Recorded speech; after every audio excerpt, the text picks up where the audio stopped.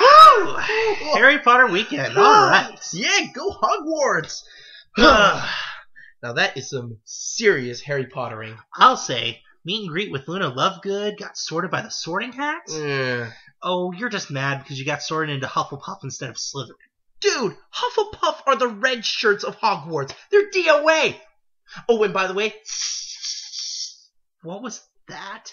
I said love the Ravenclaw robe, by the way. Oh, why thank you. Oh, and next time I am so getting a wand at Ollivanders. Cool. Just cool it on the butterbeers. 16 is a bit more than muggles are supposed to intake. You cut me off from these amazing elixirs, you'll be getting a vomit-flavored jelly bean in your pumpkin juice. Fine, whatever. So, now we finished our 5-episode recuts, and we reviewed Blackfish. Yep. What do you want to do next? I don't know. Something at Disney?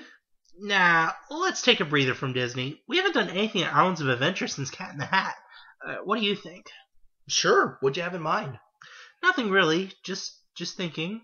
I'm open to suggestions. Let me think. Hey guys, how was Harry Potter? Whoa! You're smothering us, and we need our space. Sorry, it was just a thought. Tower Girl, thanks for stopping by, but we need to think of a review this week, and we're kind of on a time crunch here. Whatever. Stupefy. A ride to review. Hey guys, did you proofread my Harry Potter and the Forbidden Journey review? Oh yeah, it's good. It's fine. You blokes didn't even look at it, did you? I'll get more deli mix taquitos next time I hit a Publix. Phineas, any response yet from that guy with the glasses? Not one blasted email. Jeez, one weekend of Harry Potter, we come back and everybody wants to talk. I know, right? Harry Potter and the Forbidden Journey! Jinx, you owe me a butterbeer. Dude, where did you put it? I don't know. I could have put it in the dishwasher for all I know. Oh, got it, right here. Oh, God. And 3, 2, 1. Hello, I'm SurferClock. And I'm TAP-G. And welcome to What's the Attraction? Where our work is your vacation. So, folks, we've been doing this for almost 2 years, and finally we get around to reviewing something from the Wizarding World of Harry Potter at Universal's Islands of Adventure. But where did it all begin? Well, obviously, the book series by J.K. Rowling. It's not just one of the best-selling book series ever printed. It's the best-selling book series in history. And before the series was even finished, Rowling went into a contract with Warner Brothers Pictures to make Harry's story a film series. And just like the books, the films, starring Daniel Radcliffe as the titular Harry Potter, were a smash hit, with Harry Potter and the Deathly Hallows Part 2 grossing over $1 billion at the box office. Before Rowling talked to Warner Brothers about making the films, she first went to Disney, who wanted to make it an animated film and star Haley Joel Osment. But Rowling, a stickler for authenticity and pulling no punches, turned them down. When the idea came that she wanted a theme park land, again, she went to Disney. It didn't go so well. Thank you so much for coming in on such short notice, Miss Rowling. Yes, thank you. No, thank you, gentlemen. And may I say, it is an honor to be here at Walt Disney Imagineering. Yes. Well, as you know, we are quite interested in your cute little book series. I'm sorry? You know, your Gary Cotter books. Harry Potter, you mean? Yeah, him, the Hobbit kid. Anyway, we are so very interested in your books. We want to build a whole ride based on Gary Cotter and the Magic King... Land. I'm sorry, what? Land, not a ride, the whole land. With Hogwarts and Hogsmeade and Diagon Alley and Ollivanders and the Forbidden Forest. It'll be wonderful. Whoa. Slow down there, Miss Rowling. We don't give out whole lands to just anybody. We don't know if your little books will be successful. Successful? I've written the best-selling novel series in history. I've sold over 400 million of them worldwide. The Deathly Hallows Part 2 movie made over 1.3 billion US. Oh, numbers. We thought you were the creative type. Now imagine this. A motion simulator ride where Gary and Mickey Mouse fly all around the Warthog School fighting the evil Maleficent. Again, it's Harry Potter, and he goes to Hogwarts. Honestly, did you even read my books? And you're going to put Mickey in it? Of course, it's our way of showing the public of how our two universes collaborate together in a full cooperative effort. Or what if we give Mickey a black robe and some spectacles? Can you say pin series? Ooh, love it. No, absolutely not. I will not have my creation trivialized by one of yours doing some asinine cosplay. Okay. Calm down, Mrs. Travers. Who? Look, we've been doing this since the 50s. I think we know how to do this. Still, with all due respect, I took the time to sketch out a map of how I envisioned it on this napkin. Now, it's all to scale as near as I can get it. Here we have honeydukes, 3 broomsticks over here, complete with pumpkin juice and butterbeer vendors. Ollivander's one shop over here, next to Hogwarts Express. The details must be exact, right down to the Gringotts ATM and the public conveniences with Myrtle Myrtle. Your rendering seems to have a lot of narrow passageways, Miss Rowling. Well, yes, Hogsmeade is very tight. Well, I'm afraid that's impossible. Our parks receive several thousand guests daily. So, yeah, we'll need a lot of open space for them to move. I'm sorry, gentlemen, but on this I cannot compromise. And what was that about beer? We can't sell beer in the Magic Kingdom. Unless we open a Beauty and the Beast themed restaurant or something. Butterbeer is non-alcoholic. Sorry, Miss Rowling, but our park, our rules. Well, I'm sorry you feel that way, gentlemen. I'm going to find a park who'll make it precisely the way I envision it. Good luck selling your Gary Cotter land. It's Harry Potter, you muppets! We owe them too? Oh, so, what's next on our docket? Let me see. Some guy named Jim Cameron, and he has an idea about blue aliens. Tell him we already have our own blue alien attraction. His name is Stitch, and his new ride will make us millions. I counted at least 3 chronological errors in that dream sequence. And that is why it's called a dream sequence, not a logic sequence. In any case, negotiations between Rowling and Disney were again abandoned. But luckily, who should waltz in with brand new Kuko robotic arm technology and hand-wringing plans to dethrone Disney but Universal Orlando Resort?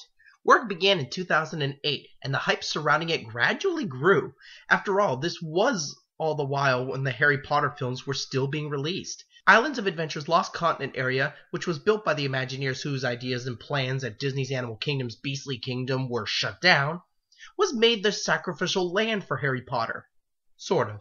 Some of the rides remain the same, just rethemed. But Forbidden Journey, that was brand new. When the Wizarding World of Harry Potter opened June 18, 2010, it was a monster hit.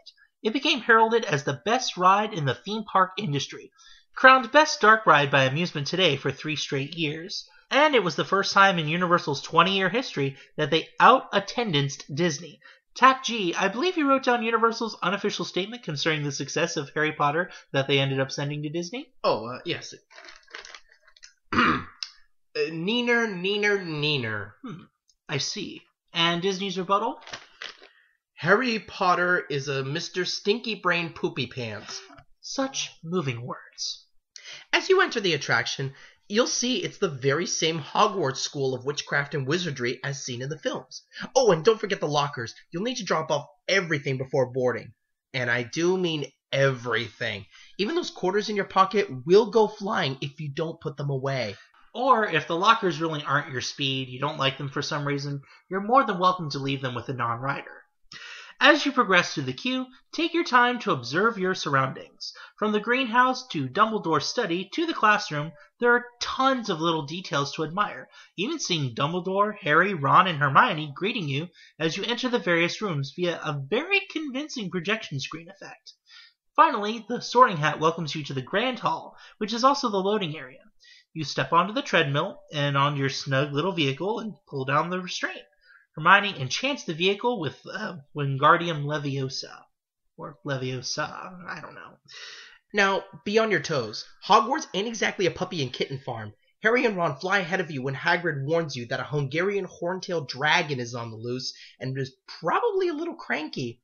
Sure enough, the creature finds you and gives chase all around Hogwarts. After a brush with death, the few times, you find yourself in the Forbidden Forest, where Aragog, a giant spider, isn't expecting visitors. A meal, though, is always welcome. Aragog's many children drop in to partake as well, but Hermione's quick thinking drives your bench out of the way of the spider's reach and into the range of a vindictive Whomping Willow. Tree huggers beware. This tree doesn't do hugs. The willow bats you into the nearby Quidditch pitch. Harry is already having a tough enough time just trying to stay alive in the game, but to make matters worse, an army of Dementors, savage soul-sucking apparitions, interrupt the game. You follow Harry as he tries to shake off the Dementors through the stadium's beams, but you end up falling into a long-abandoned tunnel into the infamous Chamber of Secrets. Thankfully, the basilisk is still dead. Then race through the pit, climb through the ledges, race down the stairs, and back to the temple gates. The choices are yours, and yours alone. Thanks, Olmec. Let's rock. But the Chamber of Secrets is far from safe. Temple guards? That's enough. The Dementors follow you through the cavern, which is bad enough, but one Dementor comes after you. Now, this one's worth mentioning because there is a fantastic special effect achieved here. First, cold air is blown on you to get that chilling effect. Second, guests' faces are projected onto the fog between you and him to simulate your soul drifting out. And third, the heartbeat pumped through your bench's subwoofers. Collectively, this creates an eerie psychological feeling of being in a trance to simulate the experience of your soul actually being sucked out. But don't worry, it's not long and Harry comes to your aid immediately. Right, TAP-G? TAP-G? TAP-G! Whoa! Dude, you okay? Sorry, the ring wraiths sometimes get to me. You mean the Dementors. Dementors? Oh, okay, sure. Oh, hey, what should I do with this one ring of power? You know you just ticked off 1,000 nerds and probably instigated half a dozen nerd internet flame wars. Permission to tell the one about the Jedi, the Vulcan, and the Time Lord? Permission denied. Right now, Harry Potter takes precedence. Sure, but... Harry saves you from the Dementor, right? Well, I certainly hope so. Universal couldn't make much off this ride if everyone left the ride with all the happiness and joy literally sucked out of them, right? Sounds like a typical reaction to Stitch's Great Escape. Hey-oh! But seriously, discussion time. I have to say, I am absolutely in love with this ride. It's kind of hard not to be. I mean, this is a ride that has gotten a lot of accolades and awards over the years. Not to mention, I mean, this ride really ups it in every way, shape, and form. This ride is really, really scary. Yeah. We're talking more than your average theme park ride. Now, theme park rides in general tend to put you in a little bit of a situation like, oh no, something went wrong. Like Dinosaur, Expedition Everest, or things like that. Yeah, it's kind of a typical theme park trope. But this, just everything goes wrong. I mean, between the dragons, the spiders, and everything else, it's incredible how much peril they can put you into. Don't they have like some sort of liability at Hogwarts or something? Because I can imagine they must lose a few students every year. Probably not. I mean, this school has been around since like the Dark Ages. I don't think such a thing as liability even existed back then. Fair enough. Now, let's talk a little bit about the ride system and all the different movements you can achieve. Those Kuko robotic arms are awesome. It is incredible to see it, and not just to see it like you can at Some of All Thrills at Innoventions, but to actually see it applied. Yeah. This is given... Even though it is a dark ride, you don't actually see the ride system. Yeah, but just to see it applied in such a way to where you know you're moving in ways that no other theme park ride can really move you. I think the mixing of mediums in this attraction is just mind-blowing. How you go from a screen to an animatronic to flying through a set and then back to a screen. This is the way a ride should be done. Definitely. Now, I know there are some people who are arachnophobic out there. Mm-hmm. That I think that's actually scarier than the dragon in most aspects. True. Let alone if you have a bad case of arachnophobia. Yeah. So definitely be warned about that. The effects are just nothing short of incredible. I have one minor nitpick with this attraction. Oh, do tell. The story. Now, this is coming from one of the greatest storytellers of our time, J.K. Rowling. Mm-hmm. You think they could have done a little bit more with the ride story. You're essentially whisked out of a Muggle Studies class to partake in a little bit of Quidditch watching. Mm-hmm. Now, while all this kind of serves as the backdrop to what you do experience, it's kind of a greatest hits and near misses, emphasis on the near misses part, of just being in Hogwarts and being a wizarding student. Just the story kind of feels lackluster. Really, you can kind of excuse it, but I think you would be able to do a little bit more. If this is supposed to be the greatest hits of Harry Potter, you think you would be maybe doing a little magic yourself. Maybe the bench could do a little magic, something. Yeah, I don't know. I think that having a story that's lackluster is actually a good thing in this case. Because what you're doing is you're flying from obstacle to obstacle and encountering different things in the wizarding world. And if you need at least a very thin plot thread to keep you going, and that's why you wind up here and there and there and there. If you have at least good characters and you have good surroundings, that's really all you need. If the ride can deceive you into thinking that you're having a great experience, despite a weak story, I say kudos. There's plenty of great movies out there that don't have a great story, but they have great characters, and that's all you need to enjoy it. Well, and I suppose, being so deeply immersive, I guess I really can't knock it that much, but it is something that I kind of tend to notice when I partake of the attraction. Yeah. Now, for all this, fantastic ride. I'm going to go ahead and give it a 4.5 out of 5. For me, I think there are a couple things I love. Of course, I love the Kuka system, and I love the use of the mixed mediums, and I think the story is serviceable. I also love the use of the cast, how they were able to do this during the Harry Potter movie, so they're able to get Daniel Radcliffe and Rupert Grint and Emma Watson and Michael Gambon all in on this, and just the queue itself. The queue is spectacular. I mean, this is a very underappreciated art in the theme park industry, to turn the waiting time into part of the experience. And now you have everything from the moving pictures. You go through the gardens. You go through Dumbledore's study. Everything about this is about as authentic as it could possibly get, minus the moving staircases. So for that, I give this a 5 out of 5. All right, so that's a 4.5 out of 5 from SurferClock and a 5 out of 5 from TAP-G. Oh, excuse me a moment. Whoa, what's that? A book of magic spells edited by the Half-Blood Prince himself? I wish. It's a book of ride restrictions for Forbidden Journey, edited by the Half-Blood Prince. Muggle edition. I see. Proceed. All right, let's take a look here. Harry Potter and the Forbidden Journey requires riders to be at least 48 inches or 122 centimeters tall. Those in wheelchairs or scooters are welcome so long as they can transfer into the ride vehicle from a separate loading dock. Assistive listening is also available. Riders of Harry Potter and the Forbidden Journey should be free of heart conditions, back or neck problems. They should not be pregnant. They should not experience motion sickness. They should not have a fear of heights. If they have any medical conditions that are triggered by strobe or fog effects, if they have a fear of enclosed spaces, they probably shouldn't ride. Now, the ride does require that there be no casts, no recent surgeries, and prosthetics do need to be secured prior to boarding. As well, service animals are not permitted, so speak with an attendant regarding the kennel. Guests who are considered on the larger side should use the test seat out front to see if they can fit into the ride vehicle. When you're in the ride vehicle, you must be able to have head and neck control. You must be able to remain upright independently and be able to grasp the shoulder restraint with at least one upper extremity. And your legs must be able to form a full lap to the edge of the seat.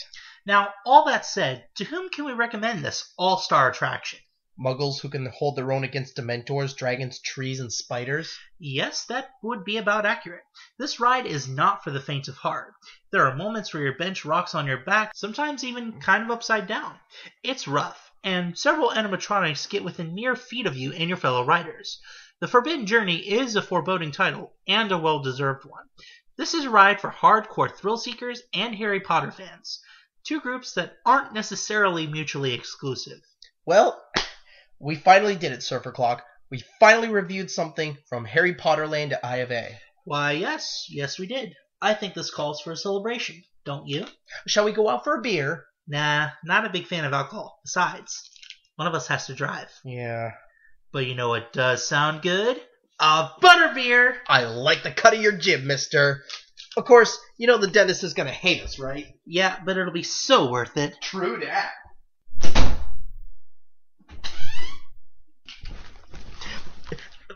Sorry, everyone. Thanks for listening to What's the Attraction. I'm TAP-G, and here's SurferClock, where What's the Attraction? Where our work is your vacation. Come on, TAP-G, you've got the car keys. Coming!